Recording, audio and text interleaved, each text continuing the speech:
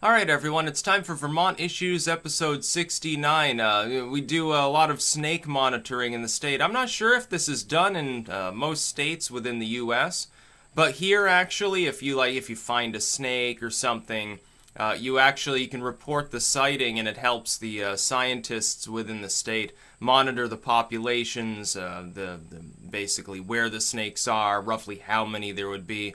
So I'll report them here because I didn't think to at the time. But I've only seen 2 snakes so far this year. In both cases, they were corn snakes, also interchangeably called milk snakes. I'm not sure exactly what the differentiation is within the context of Vermont. On the property, one of them, it was a little baby. Somehow it got inside of the house, and I'm not exactly sure how because it was in the living room. The only way, technically speaking, it could have gotten in was through the breezeway. We keep it open so the cats can go out and back into their little fenced-in area. I'm assuming it crawled in there and somehow made its way all the way through the house, like up several sets of steps in order to get where it was. But Athena, one of our cats, was all derped out and acting freaky with the next to the front door. And then I was like, oh, what is it? Is it a bug? You know, I figured maybe there was a cricket there or a mouse or something. And no, it was a little baby corn snake or milk snake. The other one was closer to being an adult. It was larger, and that was about a month later. It wasn't the same snake. It wouldn't have grown that quickly. Not to that size anyway. But I haven't seen any garter snakes this year, which is a little bit odd. Usually you find a lot of garter snakes in this particular region. Like, you'll see half a dozen of them during the year, and I know part of it's probably the shed that we had set up here for wood. I'm assuming that there were garter snakes that were living in and under it, because it would have been a nice warm spot for them, I guess, maybe to overwinter, or at least a nice dark, quiet spot for them to breed.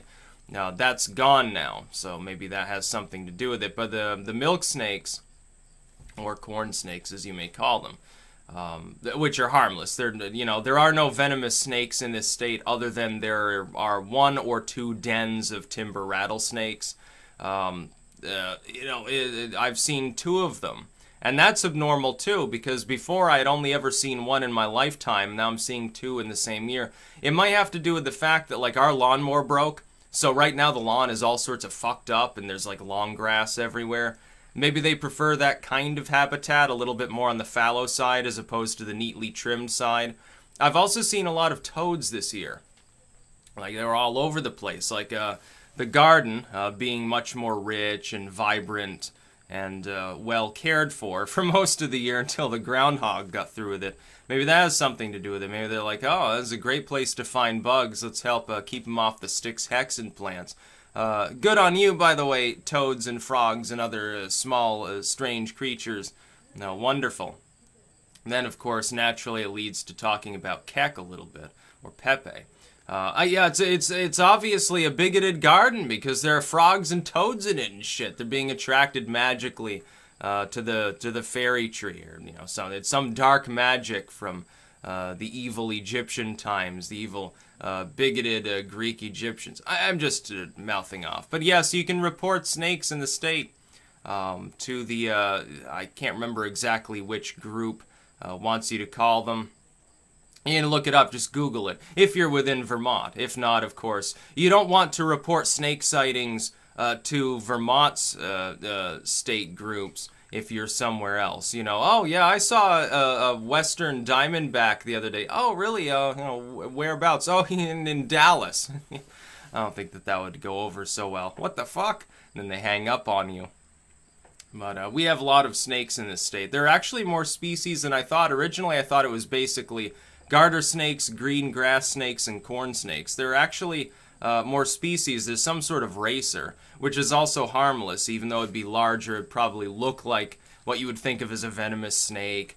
We don't have anything really dangerous in the state. Like, the one den around here of timber rattlesnakes is actually not that far from here to the west, in West Rutland.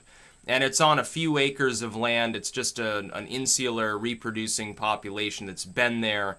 As far as I know, nobody's ever been bitten by one. I think they've got the whole area sort of cordoned off to keep people from interacting with them because they're endangered within the state.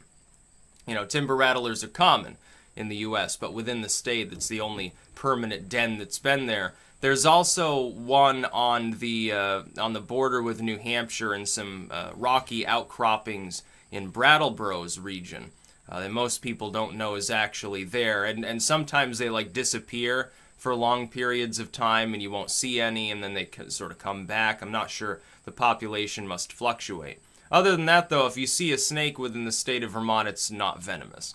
It's not dangerous at all. You could, interact with it probably. I've picked up garter snakes, corn snakes, and stuff. It's no big deal. And they're fun. Snakes are great. Some people are morbidly terrified of them. I'm like, whoa, a snake. I got to pick this shit up. And corn snakes, by the way, or milk snakes, they will shake their tail when you get close like they were a rattlesnake. But they're not. They're not actually venomous. You can sort of tell the difference. They don't look exactly the same. What I'm talking about is sort of a tan-colored snake with little brown patches on it. Rattlesnake doesn't look like that. Also, rattlesnake has a rattle. There's a big differentiating feature between the two species. So don't be too worried, tourists. You're not accidentally going to stumble across a rattlesnake probably in the state of Vermont.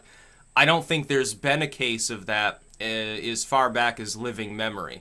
You're more likely to be the one person in a 50-year period that gets mauled by a bear in this state than you are to encounter a rattlesnake. So, go look at the garter snakes. They're cute, and they do little hissy things, and they stick their tongue out, and they do wiggly tail things, and it's all very charming, unless you're terrified of snakes, and I don't know why you would be. Some people are afraid of bugs and frogs and stuff, too. It's like, these are cool creatures.